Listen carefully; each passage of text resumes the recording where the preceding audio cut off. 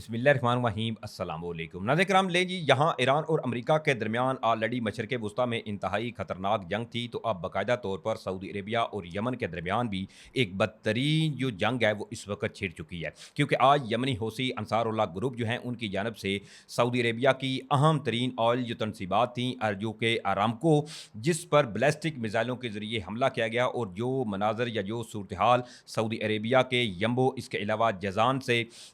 जो शहर हैं वहाँ से मंजर आम पर आई, वो नाज़रीन कराम इंतहाई अलामिक थी। लेकिन इस तमाम सूरत हाल के बाद अब बाकायदा तौर पर सऊदी वलीअहद मोहम्मद बिन सलमान जो है वो भी आग में कूद चुका है और सऊदी वलीअहद मोहम्मद बिन सलमान के खसूसन अहकामात के ऊपर सऊदी फ़िज़ाइया इस वक्त हरकत में आई है और यमन के अंदर एक बदतरीन इस वक्त बमबारी जो है वो सऊदी फ़िज़ाइया की जानब से जो है वो होना शुरू हो चुकी है। तो वहीं दूसरी तरफ यमनी हौसी अंसारुल्लाह ग्रुप की जानब से भी एक नया अल्टीमेटम, एक नई वार्निंग जारी कर दी गई है, जिससे इस वक्त सऊदी अरेबिया के तमाम शहरों के अंदर एक खलबली सी मच चुकी है। चूँकि सऊदी अरेबिया पाकिस्तान का एक मुस्लिम बरादर इस्लामी मुल्क है और पाकिस्तान और सऊदी अरेबिया के जो तल्लुकात हैं वो नज़र काम नाकाबिले बयां हैं और ऑलरेडी पाकिस्तान और सऊदी अरेबिया का बाहमी दिफाई मुआहदा भी है। इस तमाम सूरत हाल के अंदर अब सऊदी फ़िज़ाइया की जानब से कहाँ पर एक जो फ़िज़ाई बमबारी है वो की गई है और इसके अंदर अरब मीडिया, अरब जो सोर्सेज हैं वो क्या बता रहे हैं, each and everything with detail आपके सामने रखने की कोशिश करूंगा ताकि हालात हाजरा इस वक्त मशरक़ वस्ता में क्या हैं और हालात आगे फिर किस तरफ जा रहे हैं, ये तमाम तर डिटेल जो है वो आपके लिए जानना नाज़रीन किराम इंतहाई अहम है। जल्दी से चैनल को सब्सक्राइब करें, वीडियो को ज़्यादा से ज़्यादा लाइक कीजिएगा, शेयर कीजिएगा और आपसे दरख्वास्त है कि वीडियो को आपने एंड तक लाजमी देखना है ताकि जितनी भी मालूमात मैं आप तक पहुँचाऊँ, एक तो आपको बर वक्त इन तमाम चीज़ों से आगाह हो सके, साथ साथ कमेंट्स में पाकिस्तान जिंदाबाद का नारा आपने लाजमी कमेंट्स करना है, क्योंकि पाकिस्तान है तो हम हैं। नाज़रीन किराम इस वक्त देखें तो जहां मशरक़ वस्ता में ऑलरेडी एक बदतरीन जंग जो कि ईरान और अमेरिका के दरमियान छिड़ी हुई है, तो ऐसे में सऊदी वलीअहद मोहम्मद बिन सलमान की जानब से यमनी हौसी अंसारुल्लाह ग्रुप के ऊपर बमबारी करना, इसे कई लोग जो हैं इसके ऊपर सऊदी वलीअहद मोहम्मद बिन सलमान को शदीद तनकीद का निशाना भी बना रहे हैं, क्योंकि कई लोग जो हैं वो ये कह रहे हैं कि जी इसके जो इकदाम ये सऊदी वलीअहद मोहम्मद बिन सलमान की जानब से उठाया गया है ये गलत है। लेकिन इसका कहानी का अगर दूसरा रुख देखें तो सऊदी वलीअहद मोहम्मद बिन सलमान की जानब से ये जो इकदाम उठाया गया है ये यमनी हौसियों की जानब से जो मुकम्मल तौर पर इनकी जो नाकाबंदी की गई थी, सऊदी शिप्स का मुकम्मल तौर पर घेराव करना और सऊदी अरब की तमाम ऑयल जो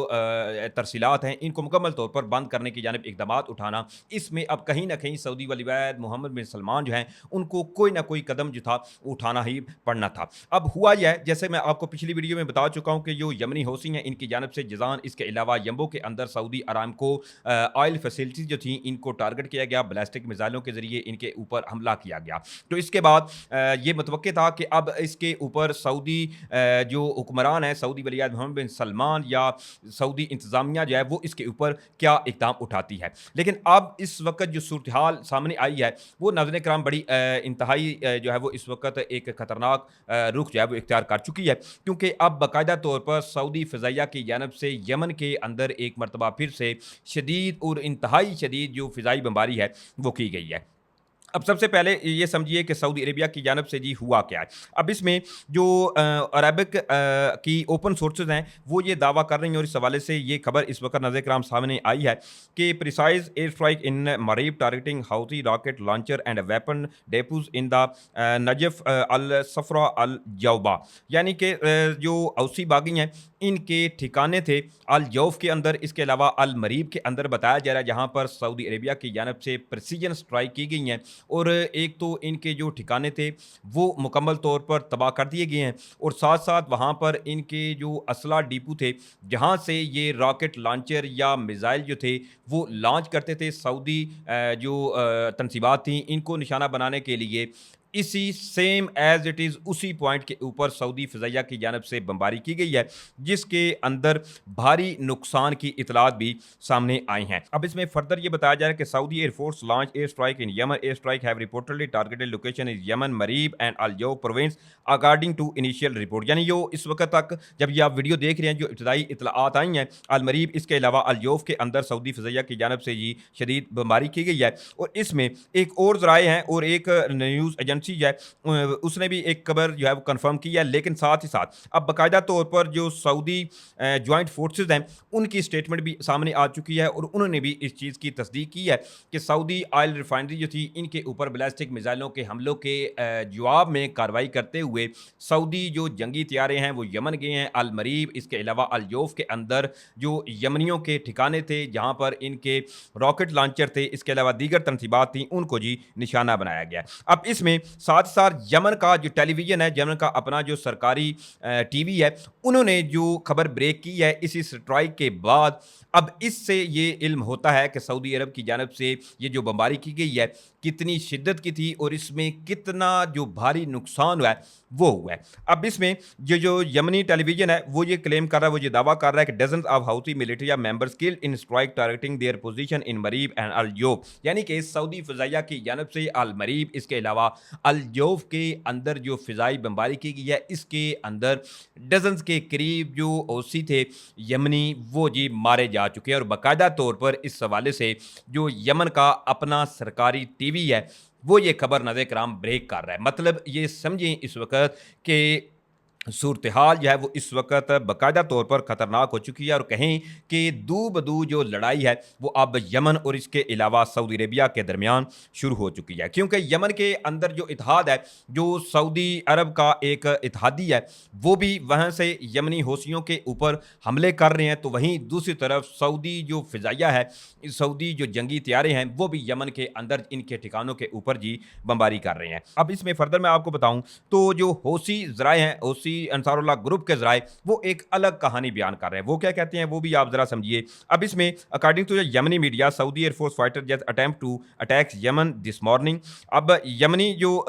हौसी बागी के ज़राए हैं वो ये क्लेम कर रहे हैं कि जी सऊदी फ़िज़ाइया के जो तैयारे थे उन्होंने हौसी बागी जो थे इनके ठिकानों के ऊपर हमले करने की कोशिश की है, लेकिन वहाँ पर जो इनका एयर डिफेंस सिस्टम तैनात था उसने तमाम हमले जी नाकाम बनाए हैं। अब इसमें साथ ही साथ ये भी कहा जा रहा है कि few minutes ago a Saudi A330 tanker appears returning to its air base near Taif possibly related. और जो इस वक्त ये जो एयर एक्टिविटी है इसके हवाले से जो यमनी सोर्सेज हैं, जो यमनी हौसी बागी हैं, वो ये क्लेम कर रहे हैं कि जी उन्होंने सऊदी एयरफोर्स का जो हमला था वो नाकाम बनाया है। लेकिन जो मामलात हैं वो यहाँ तक नहीं हैं। जो सऊदी फ़िज़ाइया की जानब से कार्रवाई की गई है इसे बाकायदा तौर पर सऊदी जो फोर्सेज हैं उन्होंने भी इस चीज़ को कंफर्म कर दिया है। अब इसमें जो स्टेटमेंट सामने आई है वो ये है कि the joint forces command of the coalition we have executed a professional military response against legitimate military targets of the terrorist Houthi militia in governorate, यानी कि जो सऊदी फौजी इत्तेहाद है उन्होंने ये कंफर्म किया कि इनकी जानब से यमन के अंदर जो एक कार्रवाई है वो की गई है। इसके अलावा जो तुर्क अल मालकी हैं उन्होंने भी इस हवाले से कंफर्म किया है कि सऊदी अरब की जानब से यमन के अंदर जी कार्रवाई की गई है। ये इस वक्त सूरत हाल यमन से सामने आई है जो मैंने आपके सामने रखी। लेकिन इस तमाम सूरत हाल के अंदर जो ईरान के ऊपर बरहा ये जो इल्ज़ामात हैं लगाए जाते हैं कि यमन को जी जो इनके हौसी हैं इनको ईरान असला प्रोवाइड करता है। इसके अलावा मैं पिछली वीडियो में आपको बता चुका हूँ कि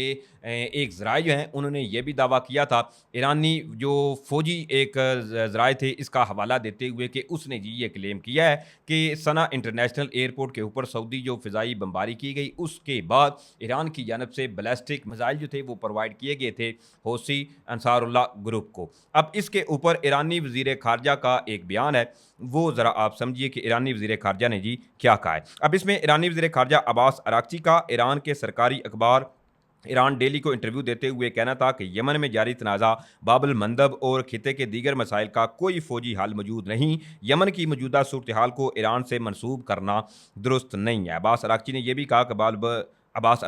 कहा कि बाबुल मंदब में पेश आने वाले वाक़यात की जड़ें यमन, सऊदी अरेबिया और खिते के दीगर ममालिक के दरमियान पुराने तनाज़ात और मसाइल में हैं। अब ईरान के जो वज़ीर ख़ारजा हैं वो साफ साफ जी इस बात से मुकर गए हैं कि ये ईरान जो है इसका यमन या सऊदी अरेबिया के दरमियान जो तनाज़ा है या जो कशीदगी है इससे कोई किसी किस्म का लेना-देना नहीं है। बहरहाल अगर आप अमेरिकी सदर डोनाल्ड ट्रंप इसके अलावा अमेरिकी आउटलेट्स को देख लें तो ये इल्ज़ामात इसके अलावा अता के सऊदी अरेबिया की जानिब से भी बहरहाल ये कहा जाता है कि ईरान के बैक याफ्ता हैं, यानी ईरान के मुकम्मल तौर पर ये हमायत याफ्ता गिरोह हैं, जो कि सऊदी अरेबिया या दीगर खित्ते के अंदर जो ममालिक हैं इनके ऊपर जी हमले करते हैं। लेकिन इसके साथ-साथ एक और बड़ी अहम खबर है और वो खबर है नाज़रीन किराम कि जो यमनी हैं इनकी जो मुसल्लह अफ़वाज हैं, ये जो यमनी हौसी अंसारुल्लाह ग्रुप है, इन्होंने अब बाकायदा तौर पर अल्टीमेटम और वार्निंग जारी करने का सिलसिला भी शुरू कर दिया। अब इसके हवाले से यमन की जो हौसी हैं इन्होंने इस हवाले से एक बयान में ये कहा है कि सऊदी बंदरगाहों और रिफाइनरी पर काम करने वाले जो मज़दूर हैं वो फौरी तौर पर वहाँ से निकल जाएँ। यमन की जो ये मुसल्लह अफ़वाज है इन्होंने अपने बयान में उन अहदाफ पर बमबारी करने का ऐलान किया है। जद्दा की बंदरगाह, दमाम में शाह अब्दुल अज़ीज़ बंदरगाह, इसके अलावा शाह अब्दुल्ला बंदरगाह, शाह फ़ाद इंडस्ट्रियल पोर्ट, इसके अलावा यम्बो कमर्शियल पोर्ट के साथ-साथ अरामको की तनसीबात और रिफाइनरी जो हैं इनके ऊपर जी यमनी जो हौसी हैं इन्होंने अब बाकायदा तौर पर हमलों का ऐलान कर दिया है। और साथ-साथ जो आम वर्कर्स हैं वहाँ पर इस हवाले से उनको जी मुख्तलिफ एडवाइज़रियाँ या एक अल्टीमेटम जो है वो भी दिया गया है कि फौरी तौर पर इन इलाकों से जी आप निकल जाएँ, क्योंकि यहाँ पर खतरात हैं कि यमनी हौसी जो हैं वो किसी लम्हे भी बैलिस्टिक मिसाइल या ड्रोन्स के ज़रिए इन तनसीबात को निशाना बना सकते हैं। अब जबकि सऊदी अरेबिया की जानिब से एक बार फिर से यमन के अंदर अल-मरीब, इसके अलावा अल-यौफ के अंदर जो बमबारी की गई और इसके अलावा जो दर्जनों के करीब इनके जो साथी थे वो मारे गए हैं। तो ऐसे में ये एक जो कॉन्फ्लिक्ट है वो एक नए लेवल में दाखिल हो चुका है और अब ये सिर्फ तवक्को नहीं बल्कि इसकी 110% पॉसिबिलिटी जो है वो इस वक़्त हो चुकी है कि यमनियों की जानिब से दोबारा से सऊदी अरेबिया के ऊपर जो हमले हैं वो एक मर्तबा फिर से किसी भी लम्हे शुरू किए जा सकते हैं। ये तमाम तर डिटेल थी जो मैंने आपके सामने रखी। उम्मीद करता हूँ आप लोगों को वीडियो अच्छी लगी होगी। अगर वीडियो अच्छी लगी है तो आपसे दरख्वास्त है कि चैनल को आपने लाज़मी सब्सक्राइब करना है, वीडियो को ज़्यादा से ज़्यादा लाइक कीजिएगा, शेयर कीजिएगा। इंशाल्लाह फिर मिलेंगे। पाकिस्तान ज़िंदाबाद।